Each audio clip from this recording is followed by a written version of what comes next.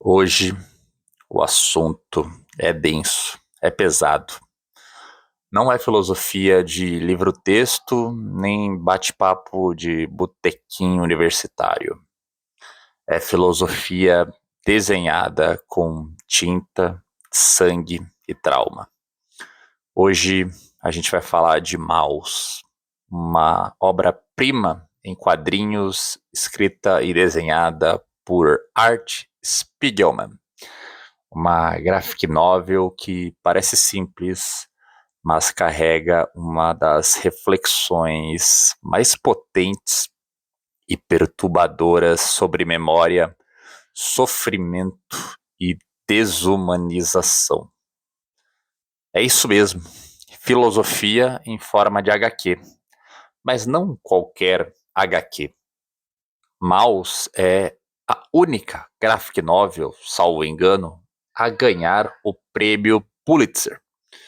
Porque não é só uma história, é um testemunho, é um lamento, é um retrato da barbárie humana através da lente deformada da arte.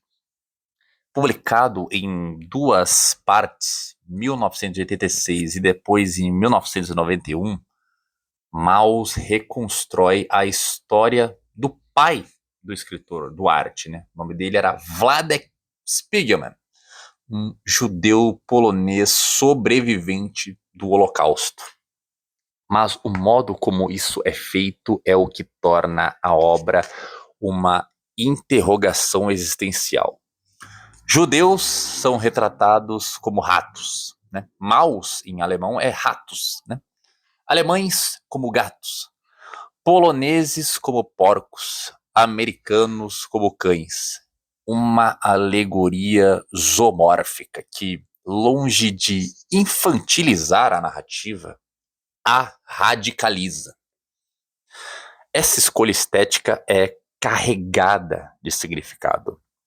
Ao representar os personagens como animais, Spiegelman brinca com um imaginário racista que desumaniza o outro, literalmente, e nos força a enxergar o horror do nazismo com o desconforto de quem vê máscaras que escondem feridas.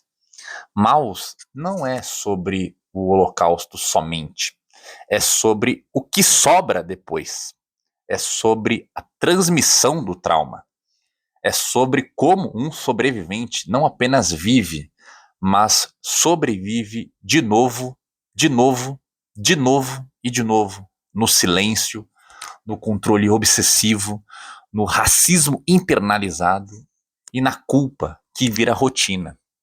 Art, o autor-personagem, porque ele também aparece na história, né, aparece como uma figura ambígua.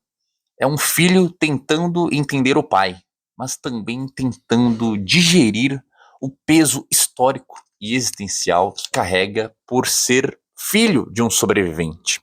Ele diz que acho que nunca vou entender o meu pai, porque o que aconteceu com ele ultrapassa qualquer compreensão humana.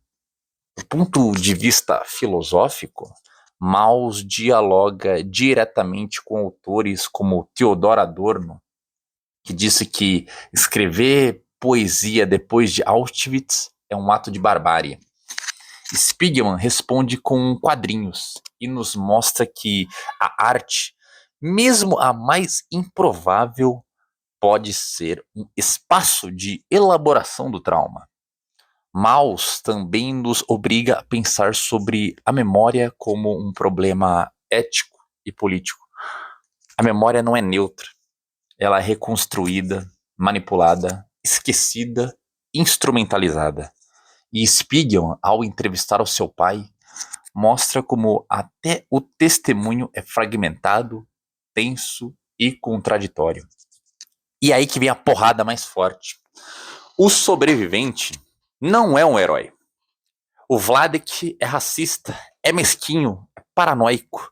Isso incomoda, porque a gente quer que o sobrevivente seja puro, seja manso, seja alguém inspirador, né? Que qualquer mácula não contamine ele, né? Pelo fato dele sofrer e sobreviver ao nazismo, queremos que ele seja quase que um super-homem, né? Um Clark Kent, alguém que possamos jogar toda a nossa confiança.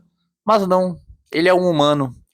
E essa humanidade ambígua nos faz tremer.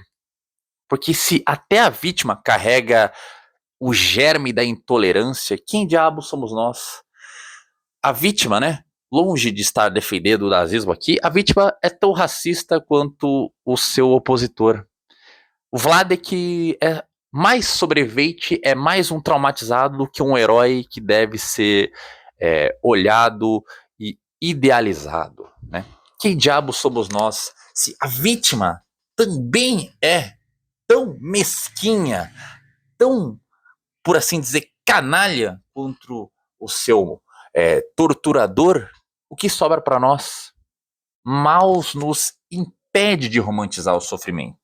Ele mostra que a dor não nos purifica, que o horror não nos transforma em santos, que a desumanização contínua, mesmo depois do fim da guerra, mesmo depois do nazismo, mesmo dentro da própria casa. Maus traz algo tanto quanto polêmico. O judeu que sobreviveu e que sofreu o Holocausto, ele merece sim, né, a nossa clemência, a nossa misericórdia, mas não significa que todos que sofreram no Holocausto eram crianças puras, eram pessoas totalmente boas e que mereceriam o nosso apreço se não fosse o Holocausto. Não estou falando que precisou do Holocausto para termos ternura por eles. Longe disso. Estou totalmente contrário a esse evento. O que a história mostra é: os sobreviventes não são super-heróis, não são humanos além do bem e do mal, sem pecados, sem vícios, sem problemas. São pessoas tão problemáticas como nós e com um agravante, com o trauma do evento. O tempo todo, Maus nos joga num abismo fenomenológico. O que significa lembrar o que é impossível de ser lembrado? Como representar o irrepresentável? Walter Benjamin falava sobre o narrador como aquele que transmite a experiência. Mas diante do Holocausto, o narrador está quebrado. Só restam fragmentos, interdições, silêncios. Spiegelman encena tudo isso graficamente, com máscaras, rabiscos, distorções temporais em um estilo visual que parece despretensioso, mas é meticulosamente pensado para reproduzir o incômodo. E aí você lê Maus e se pergunta: o que eu faria naquele contexto? Teria coragem? Teria compaixão? Ou só tentaria sobreviver, mesmo que isso custasse a minha alma? Maus te obriga a olhar para a sua própria covardia com uma lupa. No fim, Maus não responde nada. E é por isso que essa obra é tão importante. Porque não há consolo, não há lição de moral. Há somente a memória viva de um passado que insiste em nos assombrar. Um passado que, se não for encarado, se repete com novas máscaras, diferente de gatos, bigodes e Heil Hitler, né? Esse episódio foi bastante indigesto, porque às vezes, meu caro ouvinte, a filosofia não é para entender o mundo, é para sentir o peso dele. Se você chegou até aqui, curta, comente, compartilhe esse episódio com aquele amigo seu que ainda acha que quadrinho é coisa de criança. E lembre-se, entre ratos e gatos, a humanidade ainda se esconde atrás de máscaras. Até o próximo gole de verdade incômoda, meus amigos.